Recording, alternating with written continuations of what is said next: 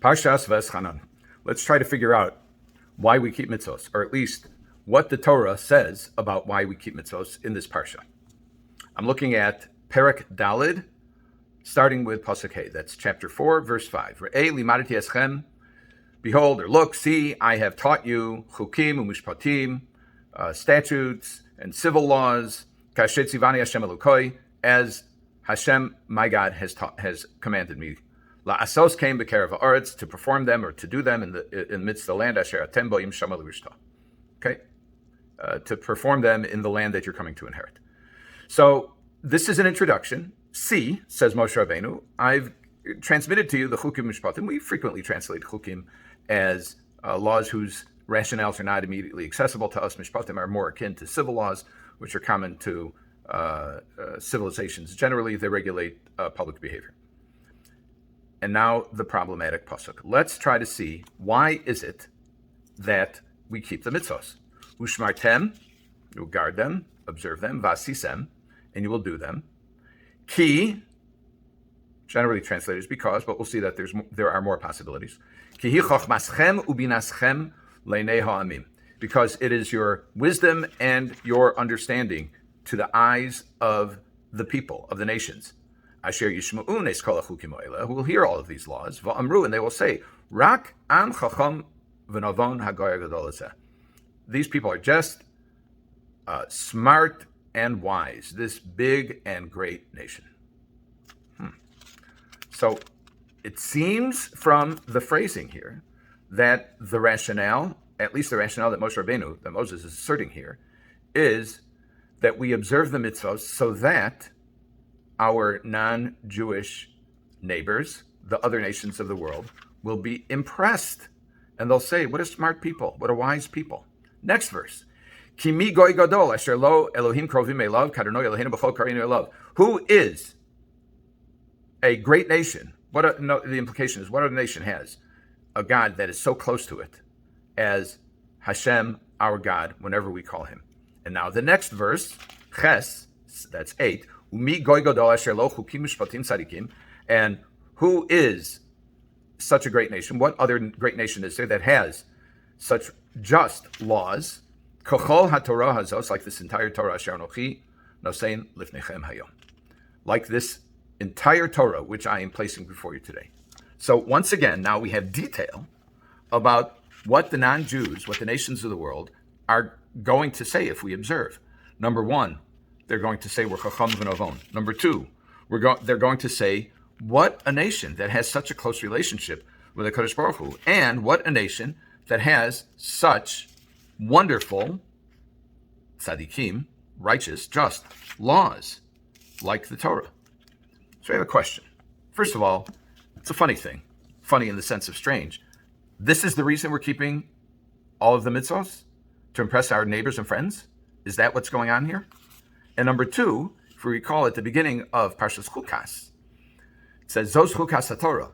This is the law of the Torah, introducing the law of the Parah Aduma, of the red heifer, in which Rashi says, Lefisha umos ha'olam monin es Yisrael, the nations of the world criticize the Jews. And they say hurtful things. They say, what kind of crazy laws are these people keeping? So it appears that a specific law can, in fact, give rise to criticism rather than admiration. So we really have two things. Number one, is there nothing essential about the keeping of the mitzvos that that motivates, or that is the underlying justification for our observance, other than simply to impress our friends and neighbors? And number two, we see that this is not necessarily the result.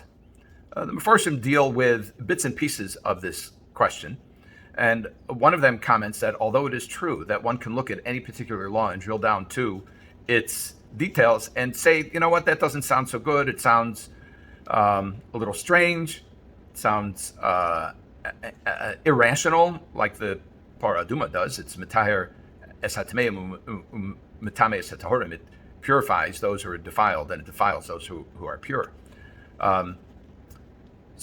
But when you view the law as a whole, and you look at the result, and you look at the people, although you don't necessarily understand how they got there, it actually is quite impressive. If you look at the collective and at the culture of the group, then it becomes a different story.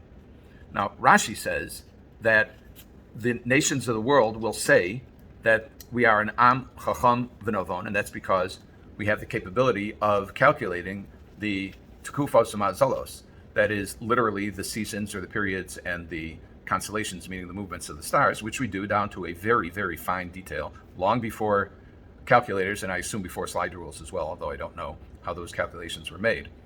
But one can extend that to the sciences generally, about a willingness to embrace the physical world, to measure the physical world, and to act on those measurements, all l'shem shamayim, for the sake of heaven.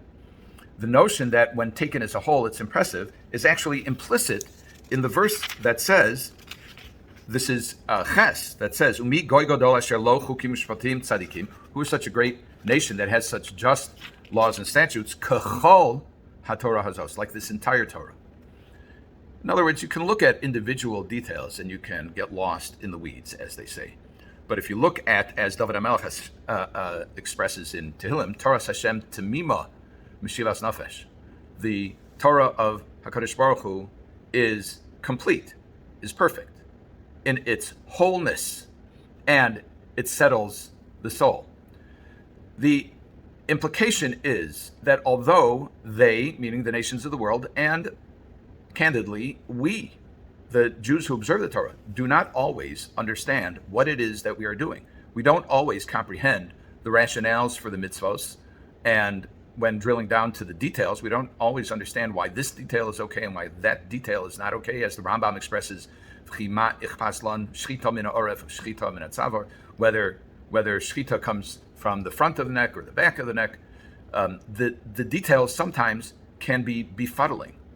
But when we look at the totality and the package, and we take it as a whole, and we look at the culture of the people of Israel who follow the law, who study the law and follow the law, one cannot help but be impressed with the scholarship, with the drive, with the ambition, with the intellect, with the kindness, with the entrepreneurship, with the grappling with the problems of society today, with the overwhelming expressions of chesed, of acts of loving kindness, both to Jews and to non-Jews, both in very personal ways, like visits to the hospital, and in grand ways, sending delegations, for example, of Israeli military personnel to troubled lands who have been hit with disaster to help address their needs. There is a culture among the Jews of striving to make the world a better place, to understand the relationship and the obligation of individuals relative to each other and relative to the Almighty and relative to our individual selves.